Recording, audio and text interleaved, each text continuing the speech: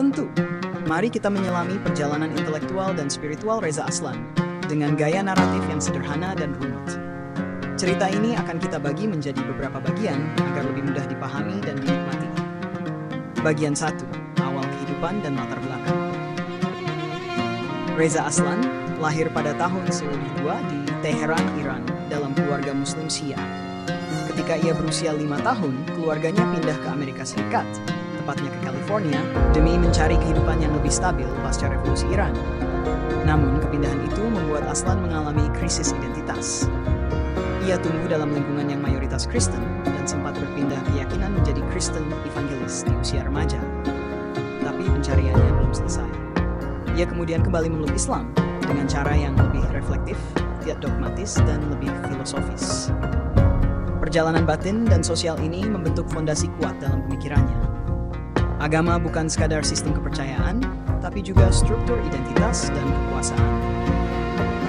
Bagian 2, pendidikan dan titik balik intelektual. Aslan menempuh pendidikan formal di berbagai bidang.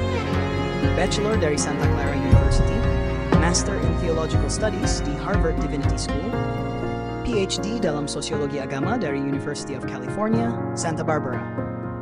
Titik balik penting adalah saat belajar di Harvard, di bawah bimbingan para sarjana agama besar seperti Harvey Cox, yang memperkenalkannya pada pendekatan sejarah kritis terhadap teks agama.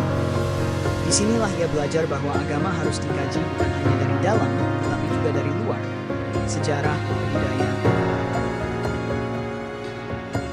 Bagian 3, gagasan utama dalam karya-karyanya. Mari kita telusuri pemikiran Aslan melalui buku-bukunya yang terkenal. 1. No God But God. Sebuah pengantar yang sangat populer tentang sejarah dan evolusi Islam, ditulis untuk pembaca Barat. Aslan menggambarkan Islam sebagai gerakan revolusioner spiritual yang awalnya mengusung egalitarianisme sosial dan keadilan. Ia mengkritik neutralitas tekstual dan fundamentalisme dan mendorong pembacaan tekstual dalam syariat dan hadis. Gagasan utama, Islam bukan monolit.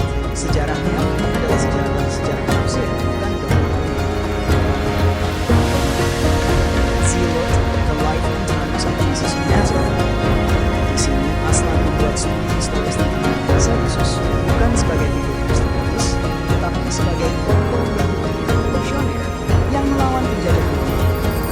Ia menggabungkan metode sejarah kritis dan hermeneutika modern, menyebabkan kontroversi besar, terutama di kalangan Kristen konservatif di AS. Gagasan utama, figur agama seperti Yesus atau Muhammad lebih kompleks daripada versi teologisnya. Kita harus membaca mereka sebagai manusia sejarah yang hidup dalam konteks politik dan sosial. God, A Human History. Ini adalah eksplorasi mendalam tentang bagaimana manusia sepanjang sejarah menciptakan konsep Tuhan berdasarkan pengalaman dan kebutuhan mereka sendiri.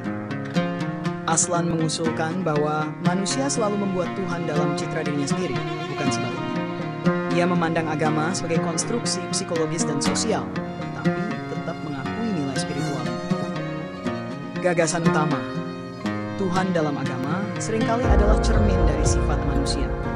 Agama harus dimaknai sebagai pengalaman yang eksistensial, bukan hanya doktrinal. Tokoh dan kejadian yang menginspirasinya. Menginspirasi gaya Aslan yang menggabungkan sejarah dan spiritualitas secara naratif. Wilfred Cantwell Smith meletakkan dasar bahwa agama bukan entitas tetap, tetapi proses. September 11, 2001, serangan ini memicu Reza untuk terlibat lebih aktif menjelaskan Islam kepada publik Amerika yang sering menyamakan Islam dengan kekerasan. Debat publik dan media, Aslan sering tampil di TV bukan hanya sebagai sarjana, tapi sebagai juru bicara intelektual Islam yang kritis dan kritis. Bagian 5, pandangan filsafat agama. Aslan tidak menulis filsafat agama dalam arti teknis seperti para akademisi murni. Namun dari karyanya kita bisa simpulkan, ia mendekati agama sebagai fenomena historis, sosiologis, dan spiritual. Ia menolak pemisahan kaku antara iman dan akal. Ia berpandangan bahwa Tuhan adalah pengalaman pribadi, bukan hanya dogma luar. Agama seharusnya memperluas empati dan etika, bukan sekadar membentuk identitas. Penutup, mengapa Reza Aslan penting? Reza Aslan mengajak kita untuk membaca agama secara reflektif, bukan dogmatis. Menyadari bahwa agama selalu hidup dalam konteks sosial dan sejarah.